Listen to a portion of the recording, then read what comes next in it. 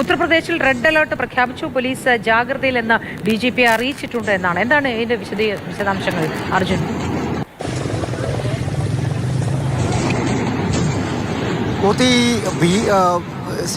സിന്ദൂർ തിരിച്ചടിക്ക് പിന്നാലെ, ഓപ്പറേഷൻ സിന്ദൂറിന് പിന്നാലെ കനത്ത രീതിയിലുള്ള ജാഗ്രതയാണ് ഈ അതിർത്തി പ്രദേശങ്ങളിൽ, പ്രത്യേകിച്ചും ഈ പാകിസ്ഥാനുമായിട്ടും ചൈനയുമായിട്ടും അതുപോലെ തന്നെ മറ്റ് രാജ്യങ്ങളുമായിട്ടൊക്കെ അതിർത്തി പങ്കിടുന്ന മേഖലകളിലടക്കം.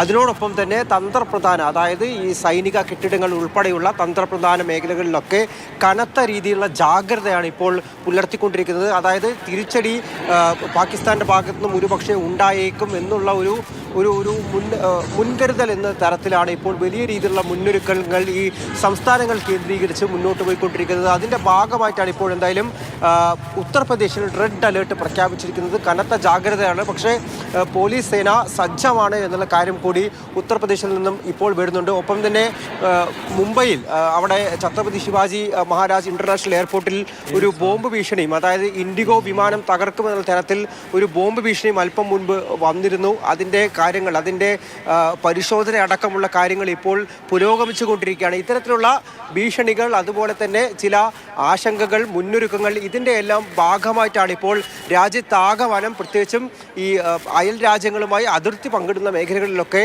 കനത്ത ജാഗ്രത പുറപ്പെടുവിച്ചിരിക്കുന്നത്. Red alert പുറപ്പെടുവിച്ചിരിക്കുന്നത്. കനത്ത രീതിയിൽ തന്നെ പരിശോധന അടക്കമുള്ള കാര്യങ്ങൾ പോയിക്കൊണ്ടിരിക്കുകയാണ്. അതിന് ഏറ്റവും പ്രധാനപ്പെട്ട കാര്യം, പാകിസ്ഥാൻ ഈ പ്രകോപനം അവസാനിപ്പിക്കുന്നില്ല. രജൌരി, പൂഞ്ച് മേഖലയിൽ ഇപ്പോഴും കനത്ത ഷെല്ലാക്രമണം തുടരുന്നു. അതിൽ 6 സാധാരണക്കാർ, നിരപരാധികൾ കൊല്ലപ്പെട്ടിരിക്കുന്നു. ഇപ്പോഴും ആ ഷെല്ലാക്രമണം അവിടെ തുടർന്നുകൊണ്ടിരിക്കുകയാണ്. ഇന്ത്യ തിരിച്ചടിക്കുന്നുണ്ട്.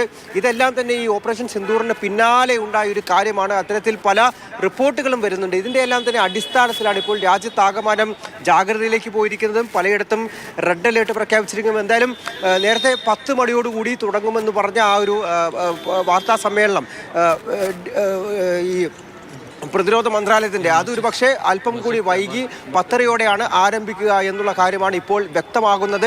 അതിന് പിന്നാലെ തന്നെ 11 മണിക്ക് പ്രധാനമന്ത്രിയുടെ മന്ത്രിസഭാ സുരക്ഷാ ഉപസമിതി യോഗം ചേരും. പിന്നാലെ തന്നെ മന്ത്രിസഭാ യോഗം ചേരും. ഭാവി നടപടികൾ എങ്ങനെ വേണമെന്നുള്ള കാര്യം, മുന്നോട്ടുള്ള നീക്കങ്ങൾ എങ്ങനെ വേണമെന്നുള്ള കാര്യം എല്ലാം തന്നെ തീരുമാനിക്കും.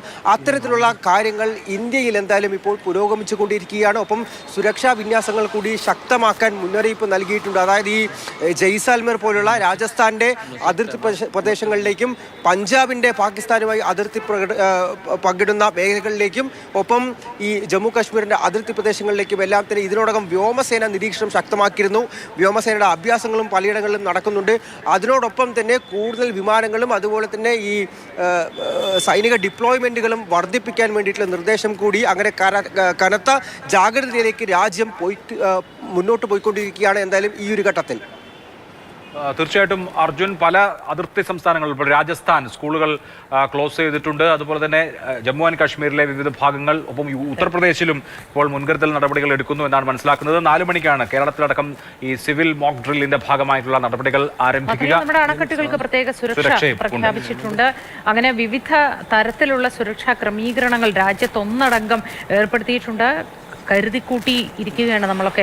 എന്താണ് സംഭവിക്കുക എന്നതിനെ ഏത് വിധേനയും പ്രതിരോധിക്കാനുള്ള സർവ്വസജ്ജമായി തന്നെ 3 സൈനിക വിഭാഗങ്ങളും നീക്കം നടത്തിയിട്ടുണ്ട്. തീർച്ചയായും വളരെ പ്രധാനപ്പെട്ട ചില വിവരങ്ങൾ.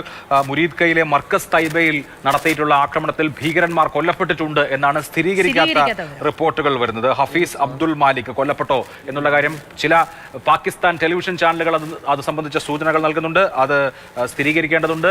ഈ മർക്കസ് തൈബയിൽ നടത്തിയ ആക്രമണത്തിൽ ഹഫീസ് അബ്ദുൽ മാലിക് കൊല്ലപ്പെട്ടു എന്നാണ് ലഭ്യമാവുന്ന ചില സൂചനകൾ. അത് ഔദ്യോഗികമായി കൺഫേം ചെയ്യേണ്ടതുണ്ട്. അതേസമയം തന്നെ വളരെ ശക്തമായ ഷെല്ലിംഗ് അതിർത്തി മേഖലകളിൽ നടക്കുന്നതായാണ് മോത്തി വിവരം. 6 സിവിലിയന്മാർ ഇതിനോടകം തന്നെ കൊല്ലപ്പെട്ടിട്ടുണ്ട്. 34 പേർക്ക് പരിക്കേറ്റിട്ടുണ്ട്.